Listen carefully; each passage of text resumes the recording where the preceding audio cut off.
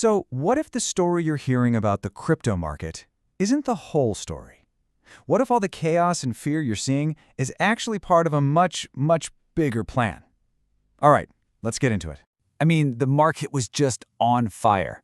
Bitcoin didn't just inch past its old record, it completely obliterated it, soaring to an absolutely insane new all-time high of $124,000 for the first time ever. And then, boom.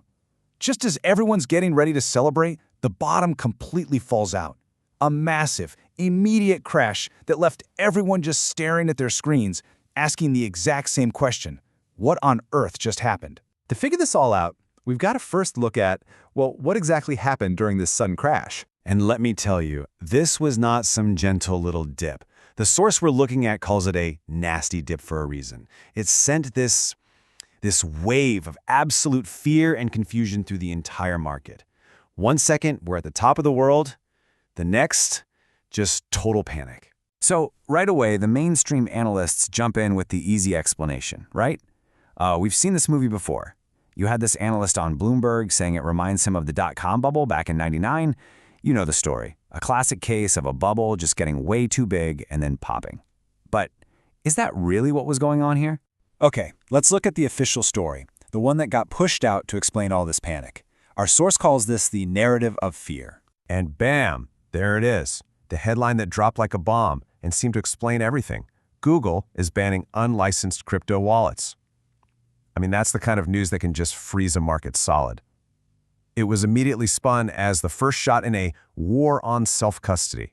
Now, to really get why that headline is such a big deal, you have to understand what self-custody is.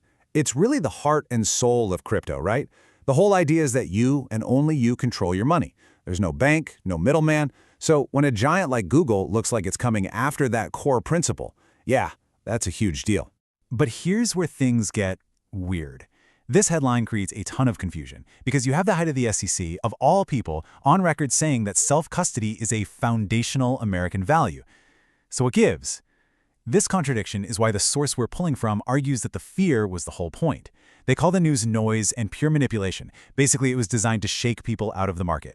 So if the public story feels a little off, what's really going on behind the curtain? Well, this brings us to a super important piece of advice from our source. You've got to follow the smart money. And this quote right here, this is pretty much the key to this whole thing. Pay attention not to what they say, pay attention to what they do. So let's do that. Let's ignore the scary headlines and press releases for a second and just look at where these big institutions are actually putting their cash. And this is just a perfect example of what we're talking about. Look at what Google says versus what Google does. On one hand, their public policy is all about banning crypto wallets, right? Spreading fear. But behind the scenes, they're quietly investing in a Bitcoin miner called TeraWolf as part of a massive $3.7 billion deal. The argument here is that they're using the fear in the market as cover to buy up the core infrastructure of crypto. And this isn't just about big tech companies. It goes way higher. Let's talk about what the US government is apparently building, what's being called the US Bitcoin Reserve. And no, that's not some crazy conspiracy theory. The US Treasury Secretary actually confirmed it. They are building a strategic Bitcoin reserve. Think about that. They're treating Bitcoin with the same level of seriousness as, their giant pile of gold at Fort Knox. And we're not talking pocket change here. This isn't some small little experiment. The estimated value of this reserve, it's already sitting somewhere between $15 and $20 billion. That is a serious commitment. So how are they even building this thing? Well, according to the source, there's a clear strategy. Step 1, they stopped selling off Bitcoin that they'd seized. Step 2, they started using those same confiscated assets to build up their own stash. Step 3, they're looking for clever, budget-neutral ways to get even more. And what's the endgame? It's pretty bold: to make the United States the undisputed Bitcoin superpower of the world. And here's the thing, this quiet accumulation, it's not just a Bitcoin story. According to our source, this is happening all across the crypto world. You see this pattern repeating everywhere you look. You've got treasury firms in a mad dash to gobble up Ethereum. You have a similar play happening with Chainlink, where a strategic reserve is just pulling Link tokens right off the market. And then you have VeChain teaming up with Franklin Templeton, a company that manages over $1.7, get this, trillion in assets. These are not small players. And if you need any more proof that Wall Street is interested, just look at this. A new crypto exchange, ironically named Bullish, just went public. And on day one, its stock price shot up by 90%. 90% in one day. What does that tell you? That's a huge, flashing sign that there is a massive appetite for crypto, and it's coming straight from the belly of the beast, the traditional financial system.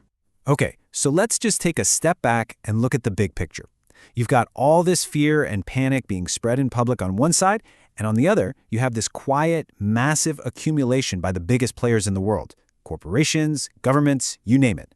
So what does it all mean? Well, it really all comes down to this one final, pretty provocative question that our source leaves us with. If the so-called smart money, we're talking institutions, Wall Street, the government, if they are all strategically buying up crypto, who exactly is selling it to them?